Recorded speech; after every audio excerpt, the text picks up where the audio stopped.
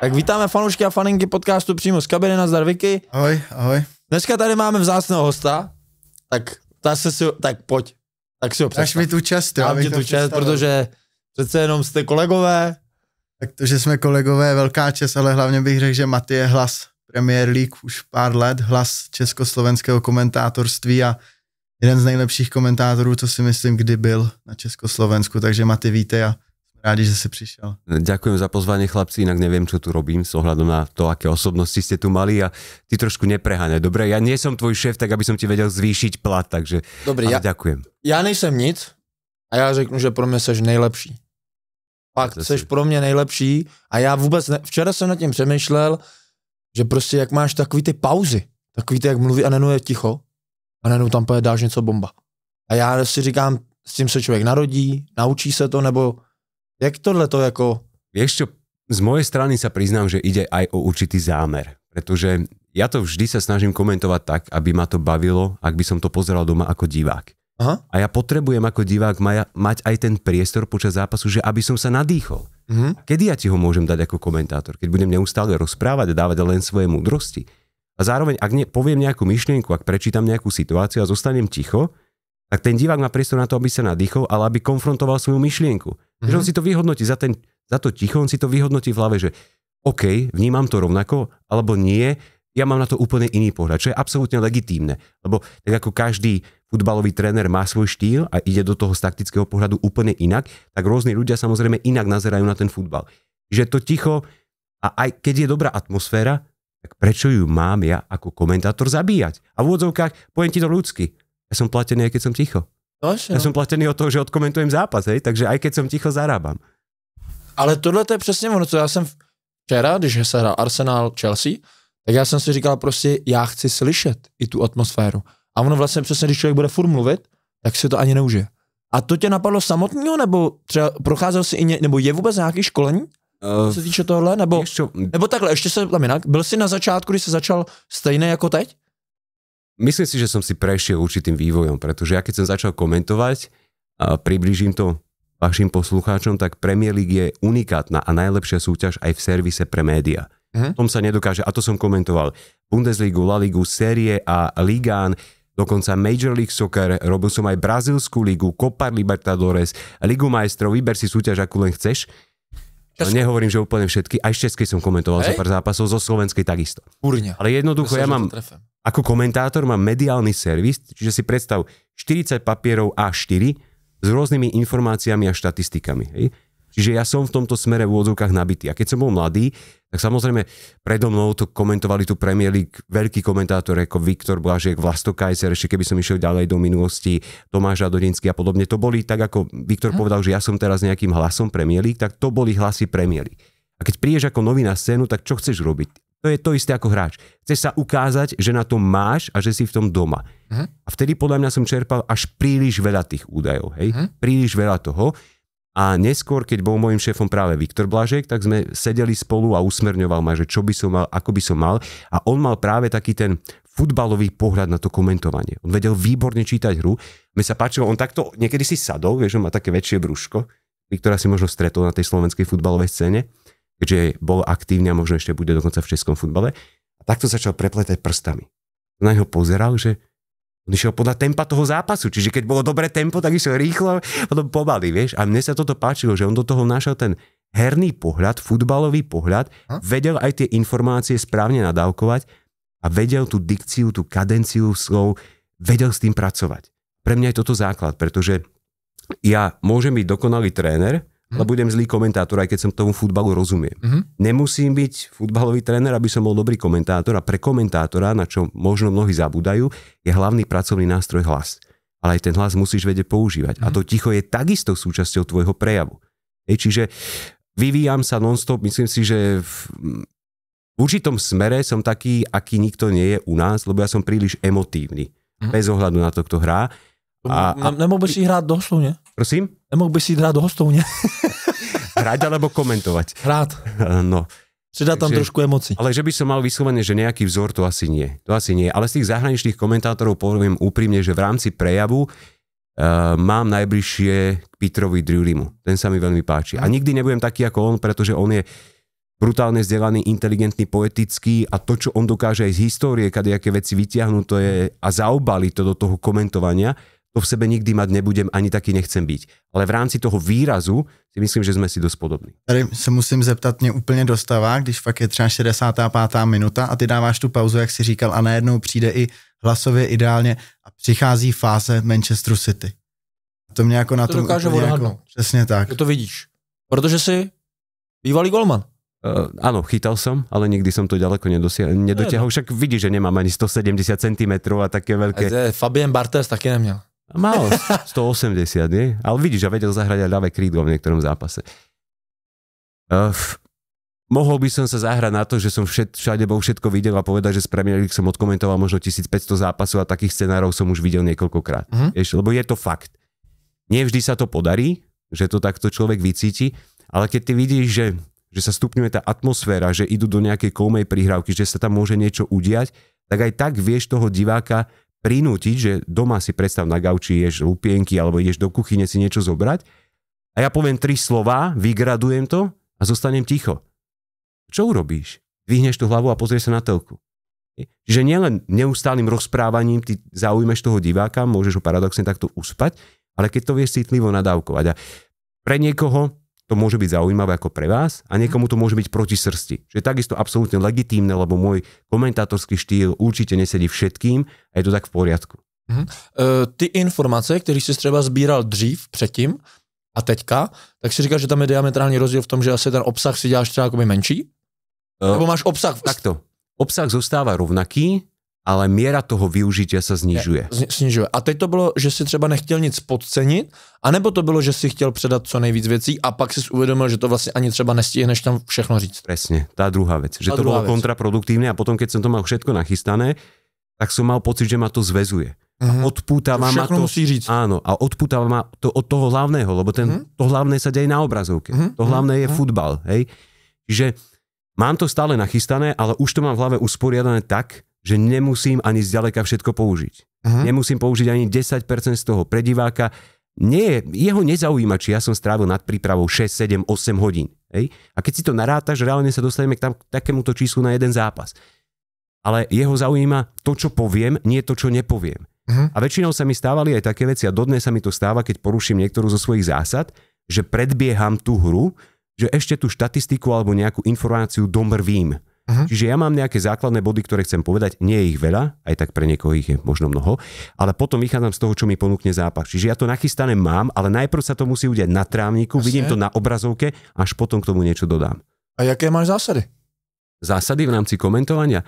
Jednu som už povedal, ale tu som si uvedomil až teraz nedávno, že chcem to komentovať tak, aby ma to bavilo sledovať, ak by som bol v pozícii diváka, aby som si tu vychutnal.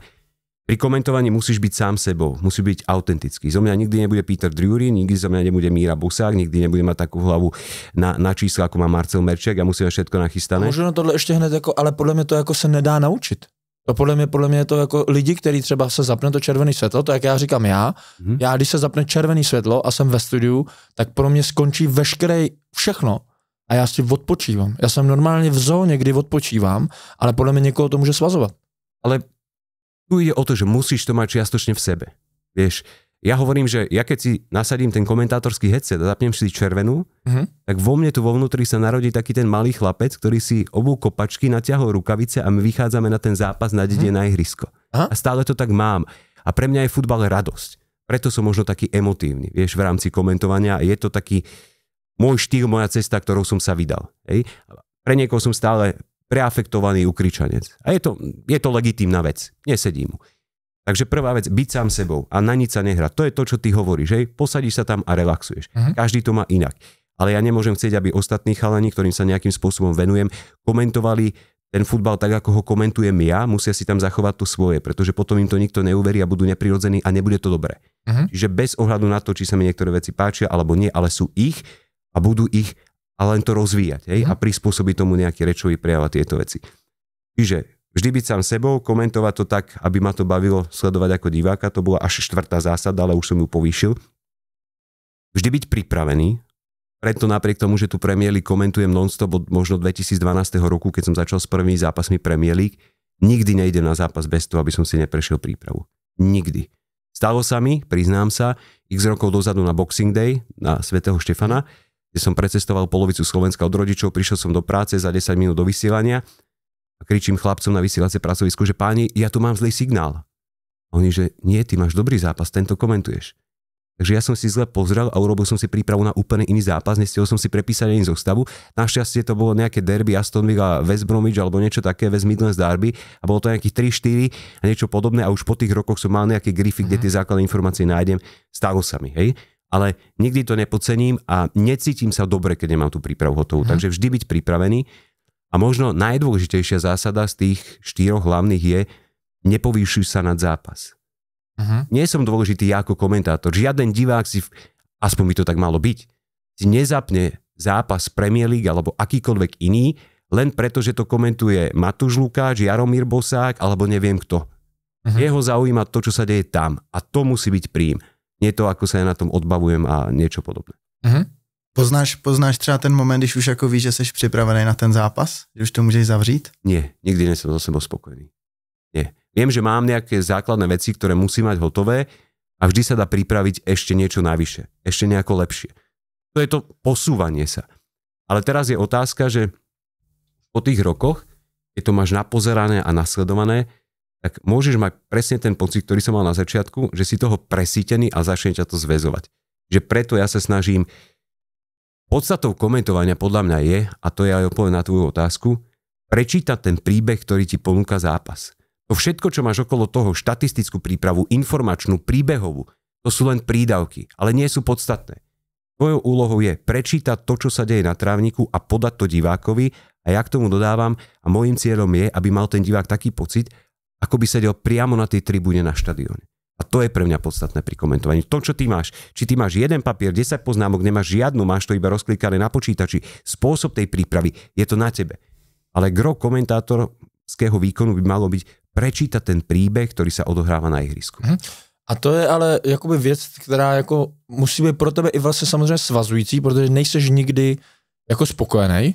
Tudíž vlastně jako i ten pocit takovej, jo, teď já ještě tohle bych mohl, nebrzdí tě to trošku? Opýtaj sa Viktora, koľkokrát som bol spokojný za tie skoro 2 roky, čo spolupracujeme v Kanál Plus Sport so svojím jako výkonom. se svým výkonom? Hneď po zápase, keď som išiel. No dobře, a je to dobře i hodnotit se sám sebe hned po zápase? Nebo takhle, a vlastně ty se i posloucháš se? Tak teď si možná zeptej sám sebe, jestli ty se zhodnotil po zápase, jako když si hrál ještě, nebo jsi to měl úplně v píči? No ne, tak já jsem Pocítil právě... si ty pocity po zápase, jak si odehrál, ne? Nebo máš takový ten pocit, ale když pak se třeba na to podíváš, tak je třeba jiný a lepší. A nebo i horší. To sice jo, ale ptal se, jestli se jako hodnotíš hnedka potom. Tak to no a to je právě, jako... ale dobře, když jsem starší, tak vím, že ten pocit po tom zápase není kolikrát odrazem toho, co se dělo opravdu. Nebo aspoň to mám jako trenér, protože na ten trenér koukám na zápas a říkám si, dneska jsme byli hrozný. A pustím si to v klidu a řeknu, ty vole, my tak hrozný nebyli. A nebo si řeknu, a to naopak vždycky. Vicky hrál hrozně a pak vidím, že ne. Víš, tam nebo dobíhal prostě... v těch prostorech. Jo, nebo... Ale já si ještě dovolím říct, myslím si, že jako jak jsi říkal, kolikrát jsi spokojený, že máme možná jednu společnou věc, možná aj to jako pochopíte. Přijde mi, že takovej ten v úvozovkách neklid nás nesvazuje, ale nás to pohání. Súhlasím, lebo v podstate aj ja sa musím nejakým spôsobom vyvíjať. Vieš, a pre mňa, keď vidím teraz tých mladých chalanov, ktorí dostali príležitosť komentovať Premier League, tak mi pripomínajú to moje mladšie ja spred tých 13-14 rokov. A ja som si vedomý toho, že oni majú a musia mať sebe prirodzene tú ambíciu, že budú napríklad v odzovkách lepší ako ja, aj keď ja nemám veľmi to porovnávanie rád, lebo to mimoriadne subjektívne a každému divákovi sedí iný štýl komentovania. Takže aj mňa to posúva. Ja nie som so sebou spokojný, lebo chcem ísť ďalej, chcem sa aj ja vyvíjať a chcem im ukázať, že aj keď som v úvodzovkách starý cap, ale ešte nechcem ísť do dôchodku, ešte im nedám tú šancu, aby boli v úvodzovkách lepší ako ja, vieš. Takže podľa mňa je Guardiola spokojný s každým výkonom Manchester City. Je Arteta spokojný s výkonom Arsenalu. Vždy, aj keď vyhrajú 5-6-0, vždy tam nájdeš niečo, čo nebolo dobré.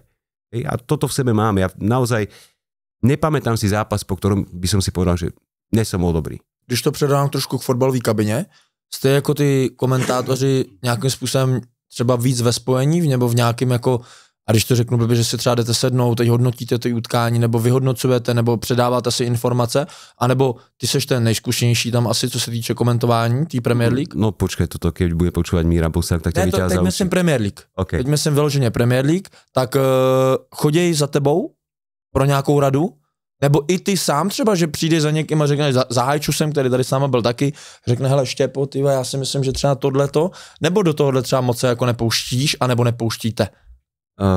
Púšťam sa do toho. No, a to je dobře. Púšťam sa do toho, aj keď mohol by som povedať čisto alibisticky a egoisticky, že si v odzovkách chovám hada na chrbte, lebo možno aj vďaka tomu sa tí chalani zlepšia a budú mi dýchať na chrbát, ale to je super, lebo profituje z toho divák. No. A keď divák nebude spokojný, nebudeme mať čísla vysielanosti, nebudeme predávať tie balíčky, nebude záujem o televíziu, tak to nebude dobré. Čiže to o práci. Presne tak. Čiže áno, a poviem ti, že po tých rokoch už ma aj teší, že keď počujem, že tým chalanom niečo poviem, oni to využijú. Ne? A co třeba, pamatuješ si třeba něco naposled, co si někomu řekl? Mě by jako zajímalo, protože si nevím představit co. Mňa skôr zaujíma tá výrazová stránka, spôsob rozprávania, pretože ten hlas je ten hlavný pracovný nástroj. A myslím si, že každý z tých chalanov buď hral na futbal na nejakej úrovni, ani ja som ho nehral na vysokej úrovni. Ja mám tú výhodu, že často som sa stretával s trénermi, ktorí nás tak trochu vštepili do tej taktiky a podobné veci, čiže naozaj tie info som mal z prvej ruky. Za tie roky už som niečo ponasával. Hej. Napríklad s Viktorom geniálna spolupráca, ja načrtnem hlavný obraz, čo očakávam, čo by mal rozobrať a on to posunie do takých detailov, ktoré vidí iba on, ale ja ich už nevidím, ani toho diváka nezahltím. Čiže ja sa koncentrujem hlavne na tú výrazovú stránku a napríklad z prvej dobrej ma napadne taká vec rozprávanie vo vetách, oddeľovanie myšlienok, oddeľovanie príbehov od diania na trávniku. Lebo pre mňa je chybou základnou v rámci komentovania, ak ja hovorím nejaký príbeh, nejaký štatistický údaj, a zrazu vidím, že na trávniku sa niečo deje. A ako divák, keď to sledujem a komentátor mi povie, a teraz pozor, a stáva sa to stále aj mne, napriek tým rokom. A teraz pozor. A ja ako divák si poviem, komu to ten komentátor hovorí? Ty si sa pozeral do počítača, ty si sa pozeral do papiera, ja non-stop sledujem ten futbal. Ja vidím, čo sa tam deje. Čiže to, že komentátor povie, a teraz pozor, to hovorí sám pre seba, aby upriamil svoju pozornosť na to, čo sa deje tam. Ale divák to neustále sleduje. To znamená, že ja musím byť ako komentátor schopný uzavrieť svoju myšlienku, ísť do bodky. Ale potom nasadím a ty ako divák okamžite zbystríš ešte viac tú pozornosť a zároveň ja si odborám tú barličku. Že tá práca s hlasom. A nie je to len o dvoch polohách, že rozprávaš spokojne a kričíš. Je to o tom, že máš emóciu z toho zápasu. Že keď sa to tempo rozvíja, môžeš hovoriť rovnakým hlasom, ale rýchlo. Hovoríš pomaly, si nahnevaný, naštvaný, nasratý, alebo znudený, tak hovoríš pomaly. Aj to sa dá. Že tá práca s hlasom, to je to, na čo sa možno často zabúda pri tom komentovaní. Já si myslím, že to je jako lidský jako do života. Protože ty lidi, se kterými ty mluvíš a mluvíš furt stejně, tak je jako ne, že nebo jako trenér, nebo jako i hráč, jako kapitán, když budeš mluvit furt stejným hlasem, no tak přestanou mít tu pozornost a přestanou, někdy tam musíš prostě hodit za mě nějakou přesně změnu nebo emoci. Je na tohle nějaká cesta, jak to natrénovat? Nemyslím si. Ja to hovorím aj chalanom, že o to chceme docieliť štýlom, ktorý im je prirodzený. Pretože ako náhle sa oni začnú hrať na Míru Bosáka, na Matúša Lukáča, na Petra Druryho, na Martina Taylora, nebudú sami sebou a bude to zlé. Čiže snažím sa s nimi pracovať tak, aby to stále boli oni, len tomu pridať nejaký ten drive, nejakú tú emóciu, nájsť tú cestu, ktorá je im vlastná, aby sa na nič nemuseli hrať, aby boli sami sebou. A dá sa to dosiahnuť. Či už keď niekto rozpráva veľmi dlho, tak sa naučíš v úvodzovkách písať si krátke vety a rozprávať v krátkych vetách, lebo tam tú intonáciu robíš veľmi dobre. Na tom sa to dá naučiť, pretože prirodzene ty čítaš vetu z hora dole v rámci intonácie a ideš do bodky. A plus vieš si pomôcť aj tými pauzami, o ktorých si hovoril. Ja keď ti hovorím zaujímavý príbeh, skončí. 3-4 sekundy pauza, rozohráva Charlie Taylor. A už si naspäť v hre. A nepotrebuješ na to nič, keď sa ti tam v úvodzovkách nič nedeje.